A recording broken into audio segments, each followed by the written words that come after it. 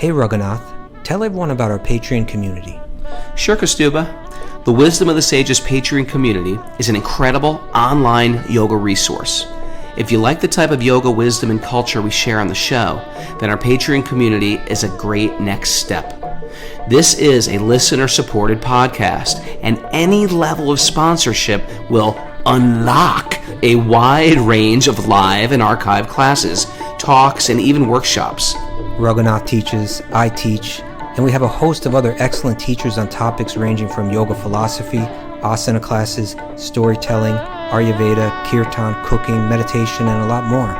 We even have an incredible online Bhakti 12-step recovery group.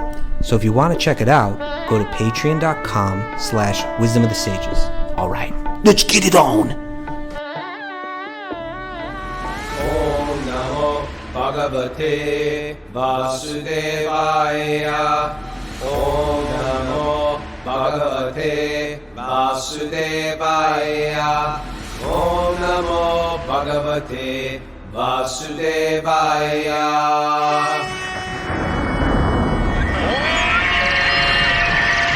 Come on!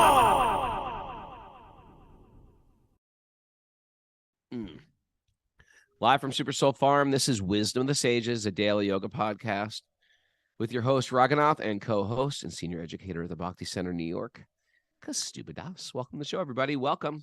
I made it back to the farm on a late-night train last night, but I'm sort of glad I came back.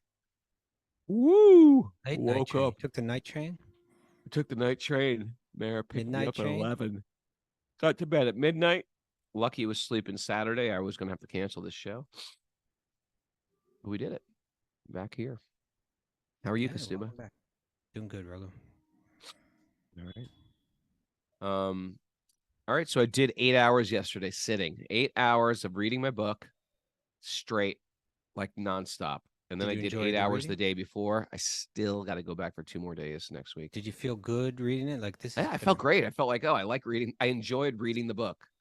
Good. So that was a good thing. It wasn't generally when I'm in the band, when I'm doing like music, I hate being in the recording studio because there's fear that you lose your voice. There's a lot of pressure.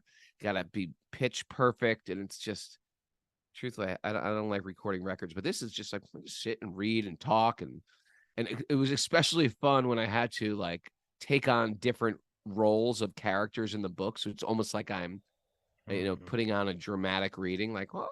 Let me hear the voice of the airline agent in Delhi. I told you not to get on the plane. Do you do any of that? Do you do accents? There's so many good voices. Your voice is next reading. Your voice is going to be mimicked by me. All right. Looking forward to that. I gotta work on it. My Kastuba.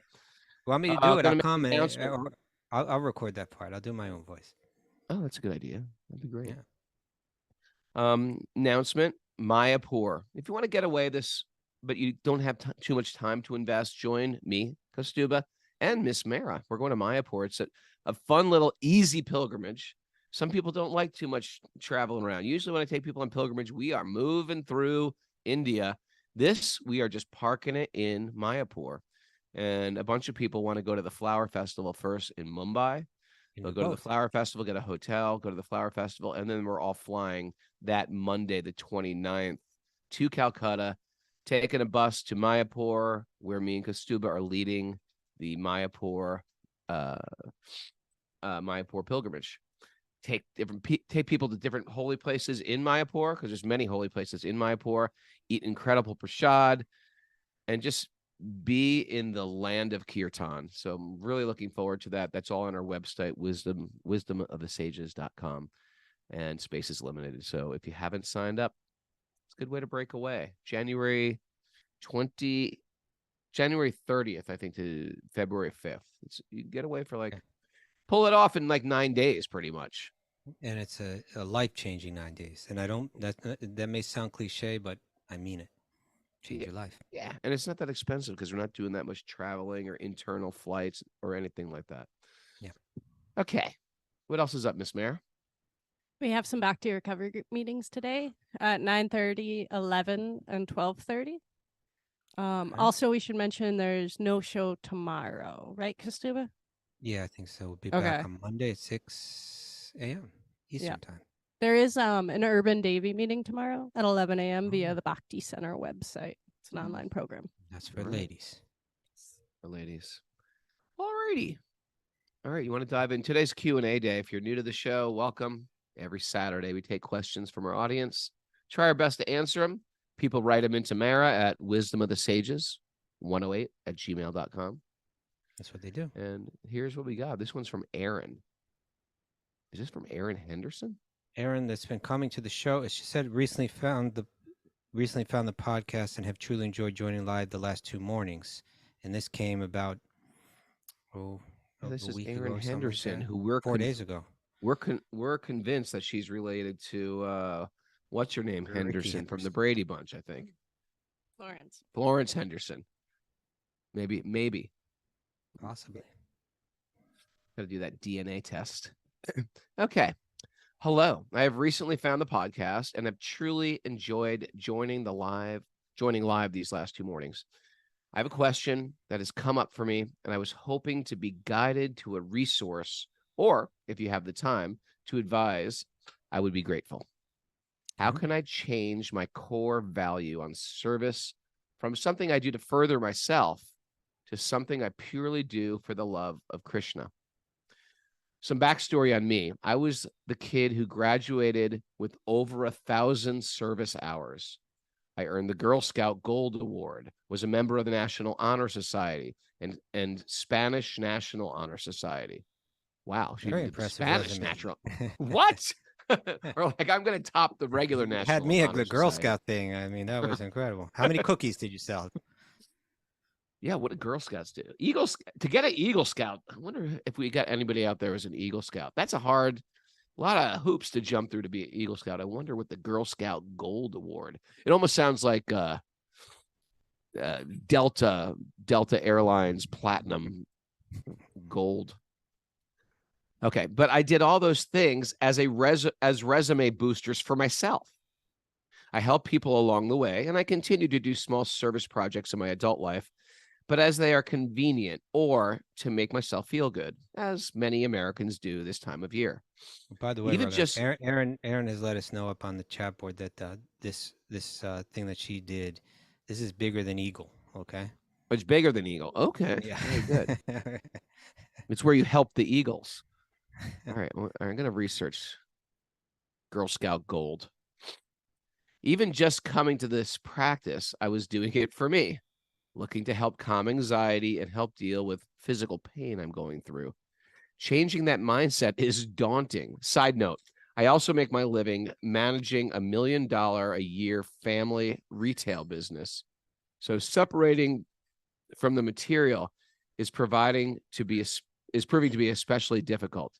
Okay, Aaron's just rubbing it in now. Okay, it's like, okay. We do nothing. We get it. I've done nothing with my life. I get it. I'm an underachiever. I get it. I have found ways of thinking that help. But it will take time for those to set in. I'm not sure I read that right. I find there's certain ways of thinking that are helping me, but it's going to take time for those to settle in. Okay, so back to the real question here. The original question was, how can I change my core value on service from something I can do to further myself to do something I purely do for the love of Krishna? It's a deep realization she's got. I thought it was a very deep question, actually. Yeah. Why don't you start, Prabhu? Okay. Thank you for. You're smarter question. And more realized than me. Go. No, Robert.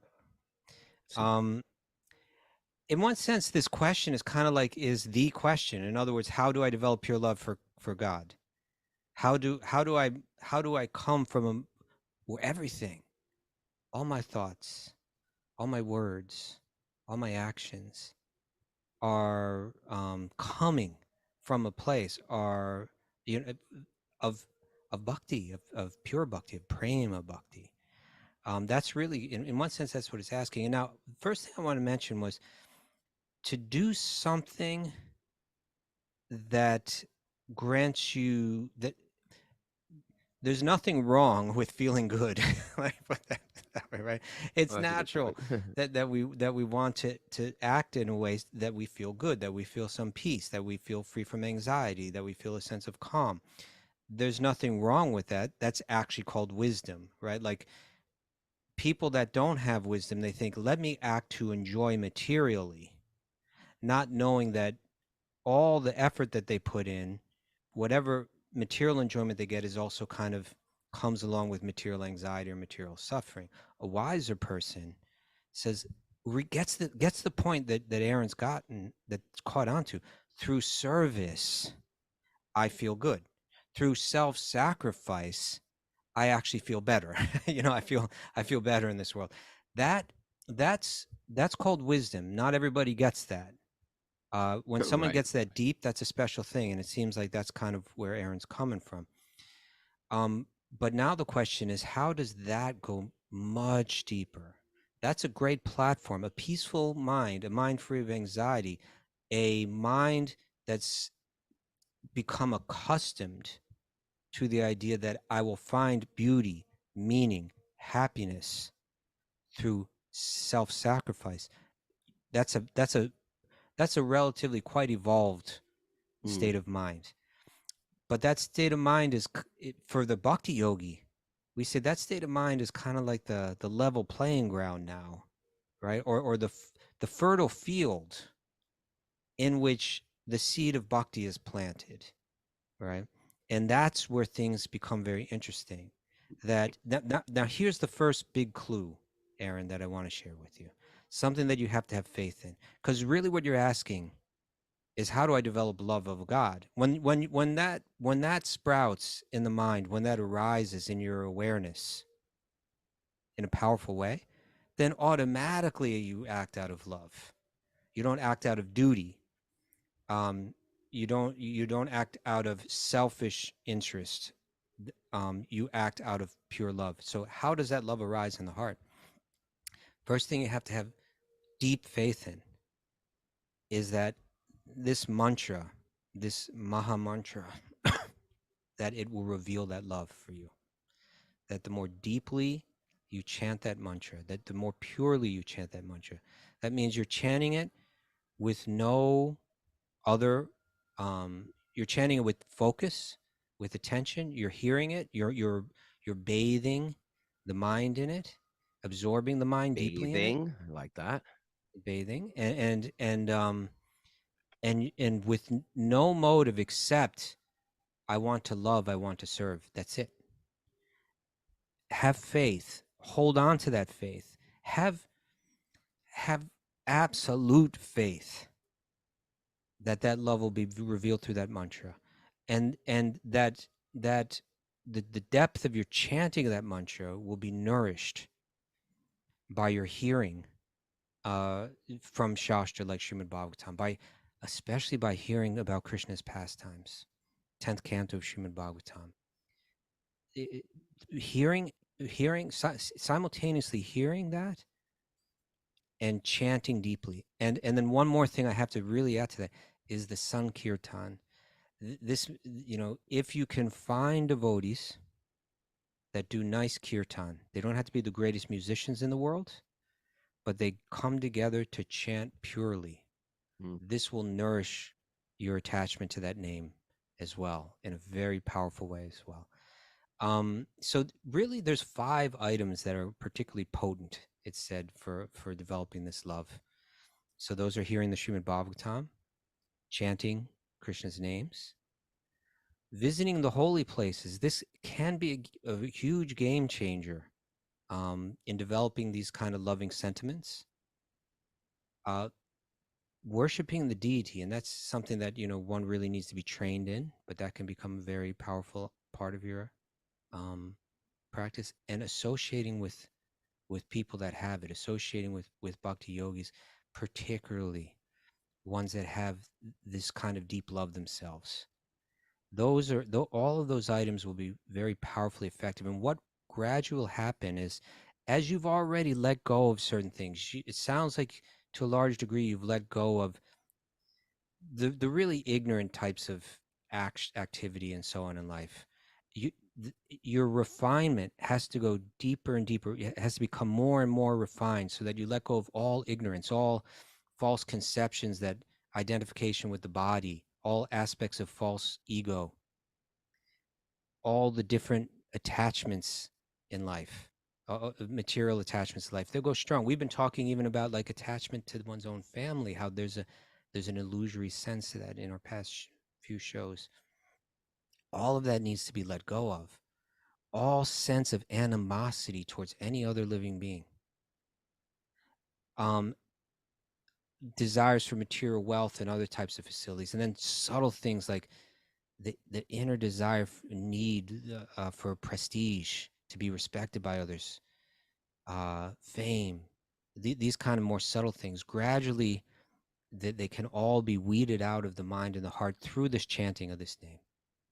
And as one becomes more and more refined, then one receives the benefit of that name. It shines on the heart and it softens the heart. And then the heart begins to feel the loving sentiments that are the types of sentiments that you desire. And that's how bhakti works, especially it works most effectively under the direction of a guru that understands this process and that helps you step by step. Avoid the weeds that grow with your chanting. Pull them out carefully. Protect that. That they say that this developing of love of God is like a little skinny, like they say creeper. In America, we probably say like a little vine, right? A plant that's growing and it needs its protection. It needs weeding around it to pull out anything that's going to strangle it. And then it grows and grows, and then finally it fully blossoms and gives the fruit of love of God. You can read about this in books like Chaitanya Charitamrita, and then there's other books by the followers of Sri Chaitanya that help outline how this process works. That's, in one sense, it's maybe my answer is very broad, but that's how bhakti is practiced. Raghunath, I'd like to hear your thoughts too. You gave this sort of very detailed explanation how when you get on the bhakti train, what you're going to start to experience and how you should deal with the pitfalls, the sinkholes, etc. You're on the subway in bhakti. When you get on that subway, so to speak, you're going to be going through all those, Chambers Street, 14th Street. You're going to be going through all the local stops, so to speak, on your way uptown. But it gets presented to you also. In one sense, you got to watch out for these things. All these things will start to come to the surface. As you're on a bhakti path, it's actually happening to you. The fact that you're even asking this question means it's happening to you. You're getting taken along on this, ski lift or subway train, and you'll get presented with what is the inauthentic you and what is the real you. It'll get presented right in front of your face. And the things that you thought, well, I was doing this for devotion, you'll realize actually it wasn't devotion at all. This was for my subtle prestige or for my desire to control things. And slowly you'll develop the internal intelligence to weed those things out. And yeah, it is important to have a guru or friends or teacher that can assist you. But Krishna's with you also holding your hand. And he's also gonna repeatedly show you where, okay, I have to be austere. Then he's going to show you where your austerity is ego. Yes, I have to be charitable. Then he's going to show you where your charity is sort of ego. Then you're going to be like, well, I've got to be like more fixed. And he's going to show you those things. All you have to do is get on that train. And it sounds like you're already on the train. And when you're on the train, you start to refine your practice even more. And then Krishna's actually in the game with us. And he's here to hold a mirror. Not even a mirror, one of those makeup mirrors, one of those ones that enlarge your face. Mirrors. You're like, oh my God, I've got pimples all over my nose. I never noticed. One of those makeup. Krishna is holding the makeup mirror in front of your face. One of those makeup mirrors with the light bulb around the whole thing. Yeah, and it's just blowing up your face so you can see every dirty pore in your skull.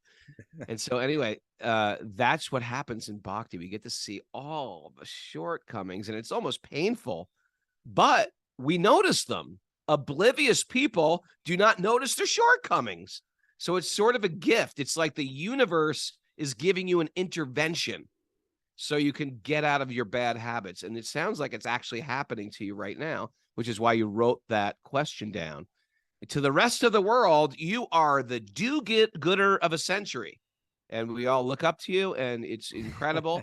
But in Bhakti Yoga, the bar is raised so high that we start to think, wow, what is the motivation behind those things? I think you've got a good heart, and I think it's going to work out good for you. So, Aaron, welcome to the show. Stick with the Vaishnavas. Stick with the Bhakti Yogis. Yeah, and every step can be revealed step by step. It really, the whole process really works. You know, it really works. Yeah. I used to be. I mean, I used to get that. It's not just with doing good. It's also with austerity. You know, because we're not a movement that pushes austerity like some yogic systems that really push. But there is austerity there. We'd have like wake up. You know, we wake up early. You know, when we live in the ashram, wake up early. And I was like, I got to be the first one to wake up. I got to like cheat myself out of sleep. I've got to take the coldest of cold showers. I've got to. And, I could tell it was a lot of ego was motivating behind everything, even in renunciation. You think, well, ego means like I have a really nice suit, or I have a really nice vehicle, or I have a really nice career. I've got a best briefcase, or the really high-end shoes or watch or something like that. No, ego can actually manifest in renunciation as well. And so all those things will get shown to you in this process. It really, really works. Because Krishna wants your best self. He's not interested in your ego self, even if you're like Superman or super charitable woman. He wants to see the real beautiful self that's even underneath it, unmotivated, unpretentious, etc. I was wondering, do we know where Aaron is from? Put it on the board, Aaron. We'll find you. We're coming. Me and Kastuba knocking on your door one day. I can't believe you're here. Detroit. No, we're not going there. Just kidding. Of course Detroit. Yeah, forget about Detroit. Okay, Flint, forget it. No, but we know some nice devotees not too far from there. Right? What's that town called? Sarah Koretsky. Oh, Ypsilanti. Ypsilanti. Ypsilanti. Do you know where Ypsilanti is? It's a couple hours north, I think. Away? But I think Sarah Koretsky's in Detroit. Hope she doesn't mind me sharing that online. Yeah, here's her address, and here's her routing number. Here's her routing number. Here's her PIN number.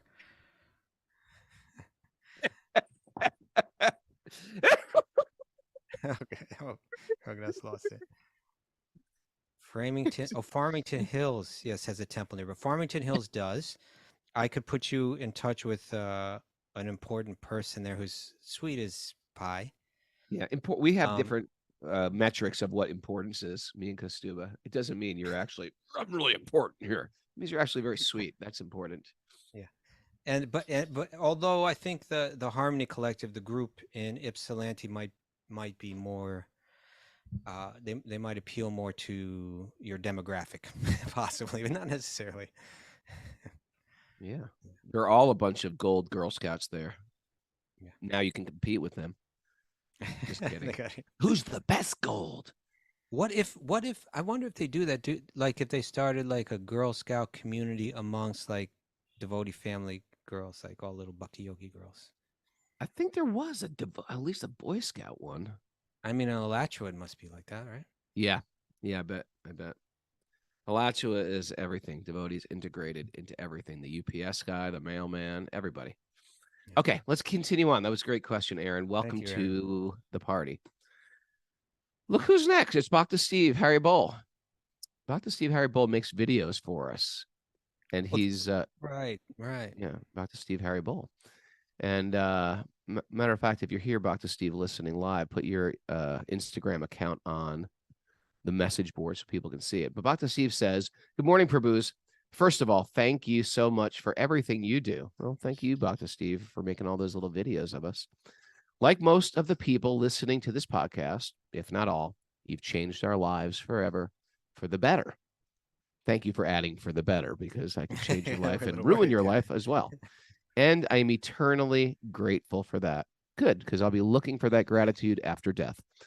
My question is, should I be putting my chanting first before any other aspects of my sadhana/seva? For some context at this point on my bhakti path, I'd say a newbie only doing this for 3 years, I've got to be super efficient with my time. I'm right in the middle of the grihasta grind, raising a 2-year-old full-time and a full-time job, etc.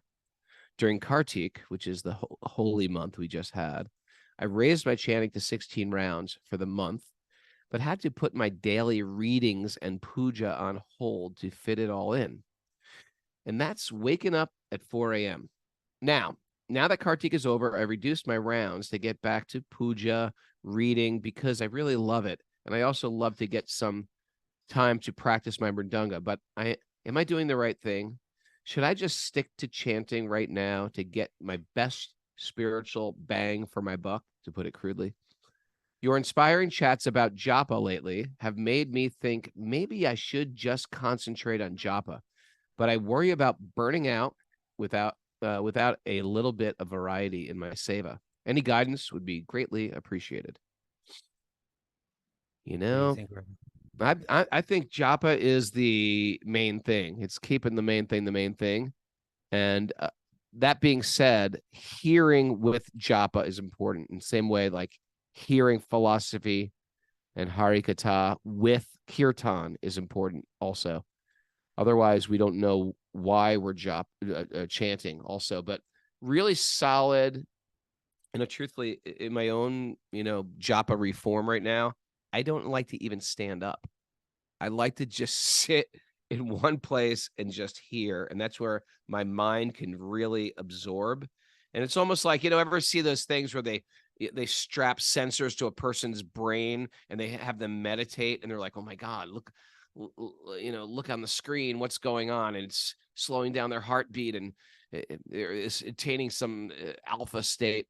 That's what I want my japa to be like, where I'm actually hearing every syllable of every name and doing it with the appropriate attention. I don't want it to be like, Hare Krishna, oh, a white pine tree. Hare Krishna, I wonder if the bears are hibernating yet. Hare Krishna, you know what I'm talking about? I don't want it to be completely distracted while I'm chanting. Better just to do some solid rounds where you can chant and really hear and take it all in. Because during the grihasta grind, I get it. You're in the middle of it. You got a 2-year-old, exhausting. Kastuba, you'll never know this. I know you think, well, I could imagine. You can't. You can't imagine what 2-year-olds are like. What do you think about that, Kastuba? I deal with one every day. You can't imagine. Remember that time we had a fight? I was like, you can't imagine. You're like, oh, I can imagine. I was like, you cannot imagine. You're like, I can imagine. I was like, you cannot imagine. So I think that's good. And I think everything truthfully has to come a little second. But that doesn't mean you have to sit there and read novels. Right now I'm just reading from another book. I'm reading Jaiva Dharma. I'm reading for 15 minutes. And I set a timer on my phone. Don't bother me for 15 minutes, world. I'm going to just read solidly and take it in. And I find like that helps me a lot. Kostub, do you have any advice for this young man? Well, sure. What's the most essential aspect of our practice of bhakti? Certainly, it's the chanting of Krishna's names, right? In the right at the start of the Srimad Bhagavatam, right, where Maharaj Pariksit asks his first question to Sukadeva Goswami, what is it, that one is meant to do for a person who's about to die, which means everyone. And the answer is, O King, constant chanting of the holy name of the Lord after the ways of the great authorities is the doubtless and fearless way of success for all, including those who are free from all material desires, those who are desirous of all material enjoyment, and also those who are self-satisfied by dint of transcendental knowledge. It is the chanting. It again, as we were mentioning to Aaron earlier, our faith, as taught to us through the works of the Goswamis, through the Srimad Bhagavatam, through all of our acharyas, all of our great teachers, is that the holy name will reveal to us everything, right? It's through the chanting of that name that pure love will develop.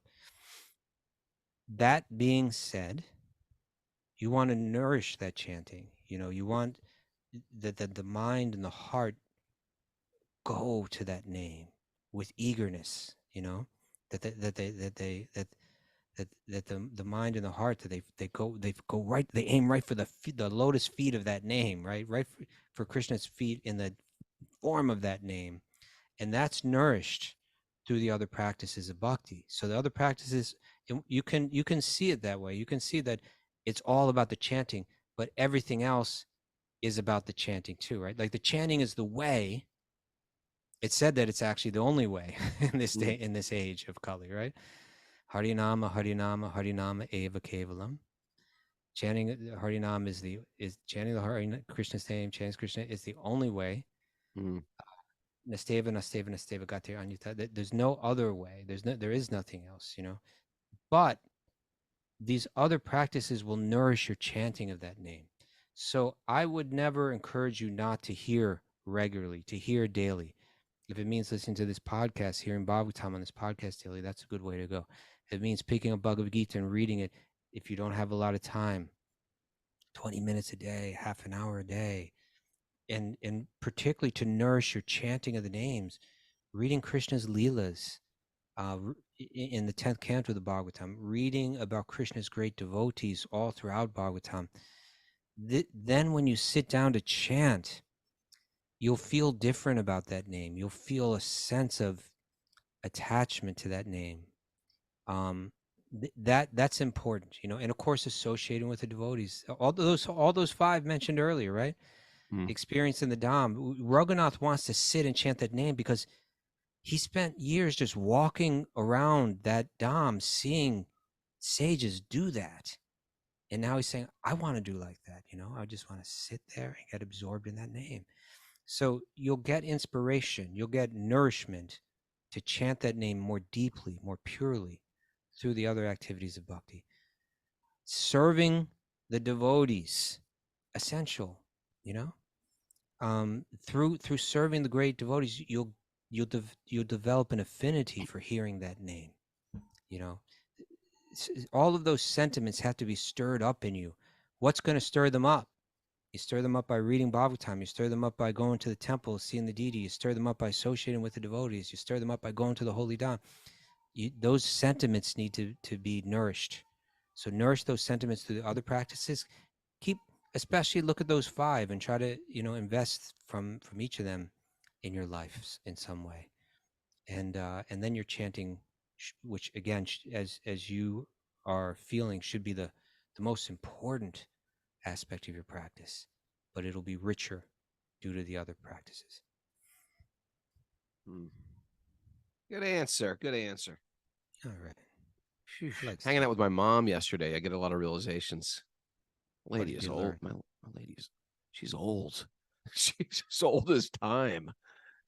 Now, sitting with her having breakfast or dinner last night, and she's with all her buddies.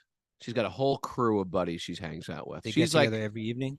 Well, they have like a restaurant downstairs, so I know her whole gang. Like we're sitting at a table where the collective age of the table is like 700 years old. They're a bunch of centenarians practically.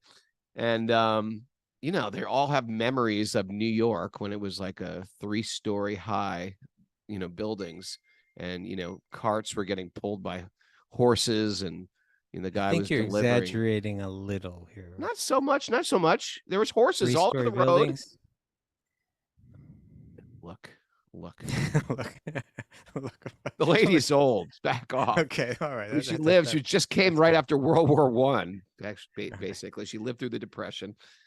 Anyway, she's seen it all, and just seeing that, like, wow, this is and they're all, they're all struggling with their bodies. They're all struggling in their bodies.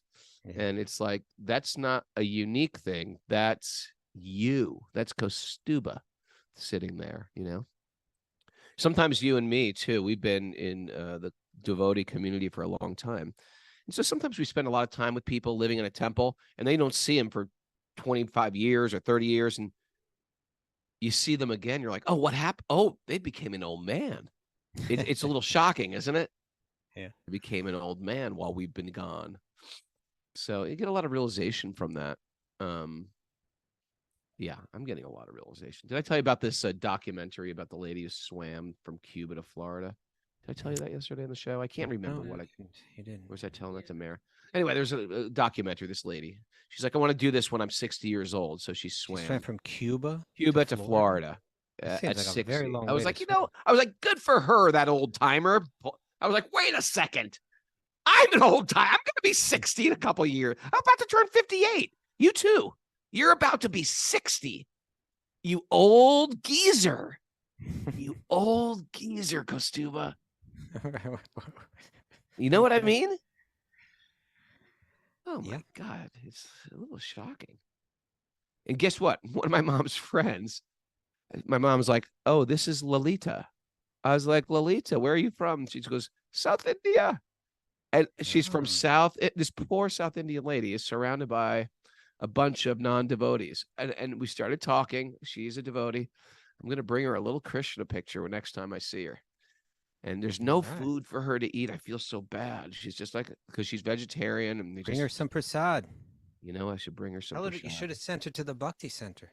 They can't go to the Bhakti. They can't go anywhere. Are you They kidding? They go places. Huh? They go places. They don't go places, these women. They go in their building. It's like, Then you take her. they go to doctor's appointments. That's where they go. Next week, you take her. Take Lolita? Okay. You said it now. You got to do it. I'll just take her for some prasad, I think. Okay. You're not allowed to take a 90-year-old person out of the cage without their families like approving it. You can't just do that. That's called kidnapping. All right, we got questions to answer. All right, here. let's go. What's next on our agenda? Huh? It's from an anonymous person. Anonymous. You ever wonder why they're anonymous? Do they do a crime? That's what I go right to criminals. A bunch of criminals are writing us on the show. It has nothing to do with criminality. No, they're not criminals. Maybe they don't want to share their name. That's understandable. There's a lot of weird stalkers out there too. Could just be the nature of the question. Or it could be the nature of the question. Yeah. They may not be paranoid about stalkers, and they may not be criminals. They may just not want their name publicized because of the question content. I'm grateful to hear your voices. This is from Anonymous. That must have been come in right after we came back after being sick for a while. Okay. Glad you're all feeling better. Came in via email. I'm grateful to hear your voices again. Glad you're all feeling better. I have a question about sincerity. In other words, I question my sincerity. I've been on the bhakti path for about a year. I'm the type of person who can't just jump into a pool of water unless it's a backyard pool. Your mother would appreciate that. Oh, yeah. My mom doesn't swim. They didn't swim in those days. Don't just jump into unknown waters. Oh, that too. Her fear-based reality of you shouldn't jump into water unless you're familiar with it. Don't swim in water unless you're familiar with it. That was her postulate. Okay. I was like, well, how are you supposed to swim in anywhere then, Mom? You got to get in there one time and explore. Where's Manish? Manish, did you grow up in America or India? You grew up in India. What part? You grew up in Jaipur. Let me ask you a question, Manish. Don't let this embarrass you. Do you know how to swim? He does. Okay, forget it. That's all. Checking up. Okay, the Catholic school might have helped. Okay, I have lost my I have to analyze the situation. Did you read that? This is what bhakti is like. I've been on a bhakti. This is what bhakti is like. I'm the type of person who can't just jump into a pool. Okay, unless it's back. For me, I have to analyze the situation. This is what bhakti is like for me. However, I feel like I might be in over my head. Okay. I've lost most access to long-term memory, so have a hard time remembering details of any literature, and this have a hard time developing any reasonable questions. Thus have a hard time, probably. Okay, yeah. Any reasonable thus have a hard questions that could help me understand.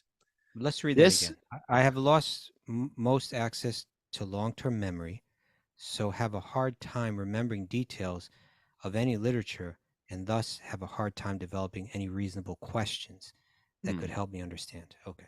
Unique challenge here. Yeah. This then triggers my anxiety over self-worth, guilt, and shame. I still try to read. I've committed to 4 rounds of japa, and I feel the power of the Maha Mantra, and I try to maintain a puja practice. Lately, though, I faltered. Help me, Mara. What's going on? What's going on, Roga? Lately, though, I've faltered. I can't maintain. I have a feeling it just might be the season because of the shorter days, but it really has me questioning my sincerity as I can hardly maintain the bare minimum. Is my false ego perhaps trying to overcome my devotion by stirring these questions up? Hopefully, sincerely, a perplexed being via email. Again, it's one of those things. Once you get on that bhakti ski lift, that reality mirror, that makeup mirror blowing up all your shortcomings gets put right in front of your face. How sincere are we? And even though it's ugly, because part of self-realization is to see the beautiful self. And the other part of self-realization is to see is, oh, I thought this was me. That is just my ego. That's my desire to control. That's my desire to be the enjoyer. That's my desire for profit, distinction, adoration. These are the things that were motivating me. I thought I was just a pure devotional being.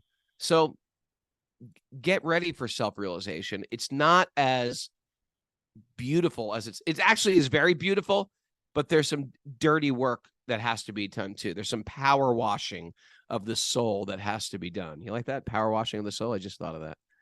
Yeah. Yeah. Ever use a power washer? Most satisfying thing you'll ever do in your life, Kostuba. Next to chanting the holy name, Yeah. power washing is incredibly gratifying. But that's what I would say. And it's understandable. You don't want to jump into stuff. That's not understandable. We just can't get caught in analysis paralysis too much, where I'm over analyzing everything, because bring it on, bring your discernment, bring your doubts, bring healthy questioning. That's what makes it advance in spiritual life. You need that. No one wants a blind follower. I know me and Paramananda once, we were on tour with our band, and we got a roadie. It's when we started becoming a little bit more professional. We had roadies, and everybody was on salary and stuff like that. And we had a roadie, and he was a very, very sweet guy. And he saw everybody in the band chanting, and we stopped off at a temple. He's like, well, I want to chant too. I want to wear a dhoti too. I want to put on tilak too. Now, people might hear this and say, oh, pretty good. You converted a guy to being a bhakti yogi. You can't just convert a guy like that. Someone has to have deep discernment and understanding as they come into their bhakti path. And so I think that's a very healthy thing. The dangerous thing is if you just doubt and doubt and doubt, and it paralyzes you. That's the analysis paralysis. It's not good in a relationship. Should I get married? Should I not get married? Should I get married? Should I not get married? Is she the one? Is she not the one? It's not good in a relationship. It's not good in the workplace. And it's definitely not good in spiritual life. There's a difference. What do you think? Yeah.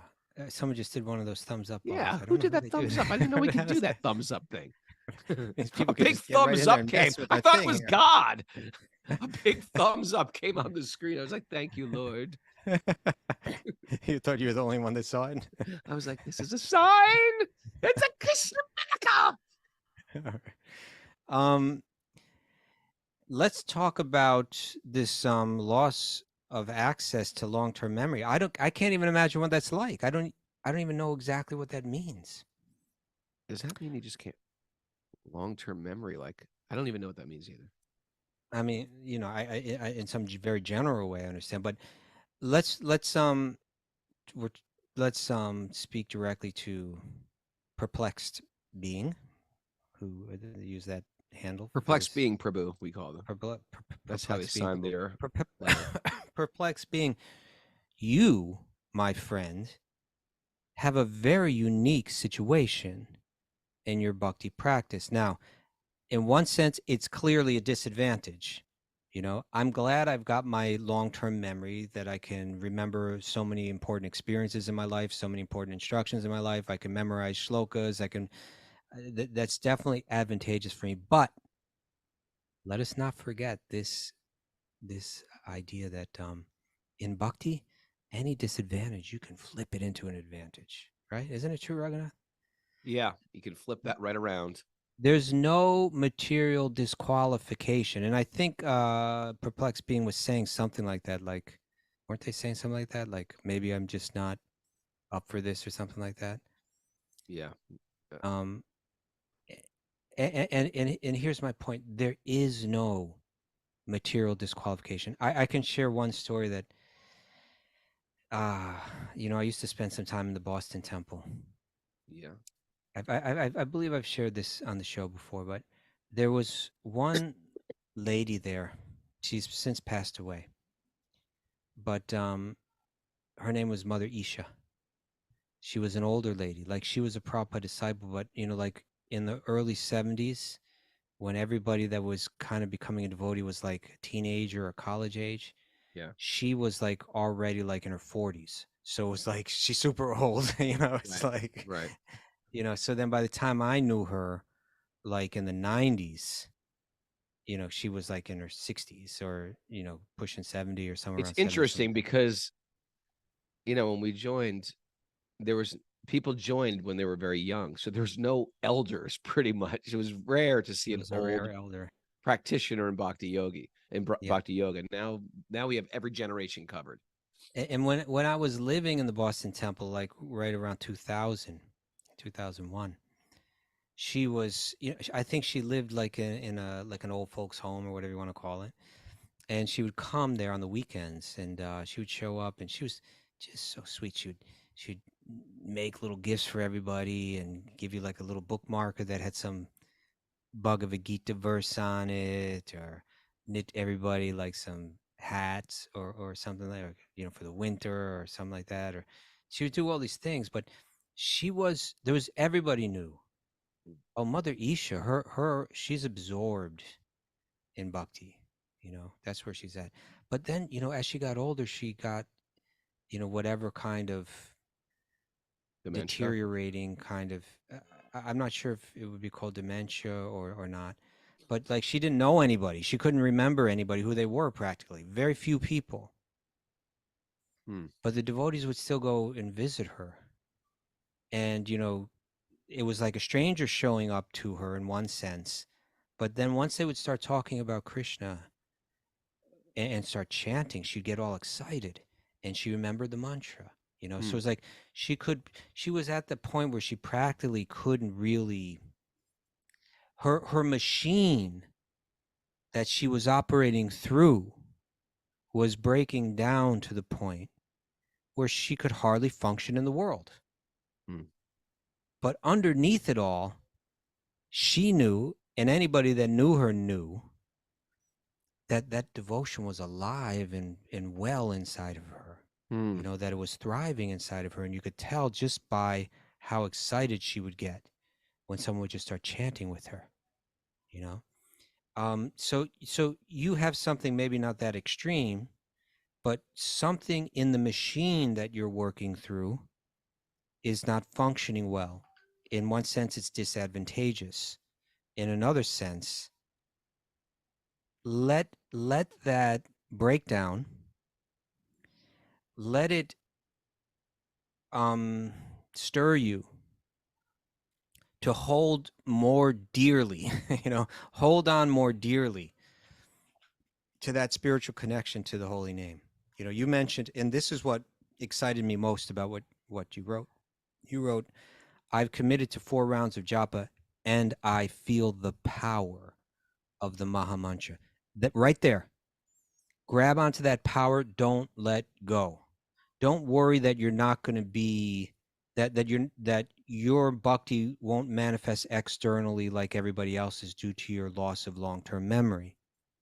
Your path is going to be a unique path that you have, and it's going to be something that you hold deep inside. It's going to be something going on internally. You can get help from people externally, but you're always going to be a little different because you don't have that long-term memory. That's okay. Let it put. I was thinking an analogy like this the other day, Raghunath. Like when you're in LA, you need a car to get around, you know? Yeah. And if you got no car, you're kind of like, this city sucks and my whole situation sucks. I had no car like for New York, one you period. don't need a car. I know, you get made fun of if you don't have a car. They're cruel in LA. They could say you're going to take the loser cruiser as to taking the bus. I think it's changed a little. Okay, but if the goal is to get out of LA, in one sense, it's a big advantage to have a car. But if you have a car in LA, you might just stay in LA. You know what I'm saying? You might just be like, oh, this place isn't so bad. So you might actually not having a car and having to walk out of that city. You might get out of that city faster than if a person had a car. And so similarly, because your faculty for memory doesn't function as well as a normal person in this world, it should break your faith that you're meant for this world, you know. Ooh, yeah. And you hold on to the power that you're feeling in that name so much more, and chant deeply, as we're saying to earlier questioners, you know. Read Krishna's pastimes, read them with faith, hold on to that name, chant that name, and those pastimes will begin to arise in your mind and in your heart. And it won't matter that you don't have long-term memory. You know, Krishna will help you through every stage. You know, it's also what we were saying earlier too, which was what were we talking about? It was sort of like the problems that come up in your life are impetuses for devotional service. There's no problems. The devotee can flip it. You're losing short-term memory. That's an impetus for your spiritual life. That'll help. You've got some health. All the more issues. reason to get That's into an impetus for your spiritual life. I was going to take shelter in this thing as my, to give me a little pleasure, to have some type of sense gratification. Krishna is directly working in your life. Yeah, that might well, why would he do that? Why would he affect my memory, or why would it affect my my state of health, or so-called well-being? To push you, to prod you, to goad you towards exclusive devotion. That's why, because he actually cares. And sometimes it's some tough love sometime, and it works, and it's going to happen. Right. It's going to happen, and once we start to make this declaration, like this Miss Anonymous has done, or Mr. Anonymous, or Mr. I think it's Miss, but why am I feeling it's a Miss? Once we make that declaration, like, Krishna, I'm yours, guess what? You've invited Krishna in your life, and now the magic is happening. Krishna's taking control of your life, and he's starting to... Don't be discouraged. He's doing a dance with you right now. That's it, Miss Mara. That's it, Mr. Kastuba. Thanks for joining us, everybody. Oh, I got to talk to you. I'm going to call you tomorrow. We need to talk. Let's talk in front of everybody. You got something to say, you say in front of the entire Zoom community. Get your act together. All right, I can't take it anymore. You're going to chew me out? In front of everyone? In front of Mara and Manish and all the Zoomers? Oh. We got to talk about. The real question is this. When am I going to get a Christmas present from you? It's Christmas time. Christmas present last year. And how come no one is asking me what my address is? Why isn't anybody saying, what's your address? When I get you a Christmas fishing is just so transparent. It's not transparent. I'm actually telling them they should be sending me Christmas. It's not transparent. I'm being very transparent with my desires. Serve the devotees by sending me gifts. Is that a bad thing to say? I'm saying serve the devotees. Mara's like, yes, that's a bad thing to say.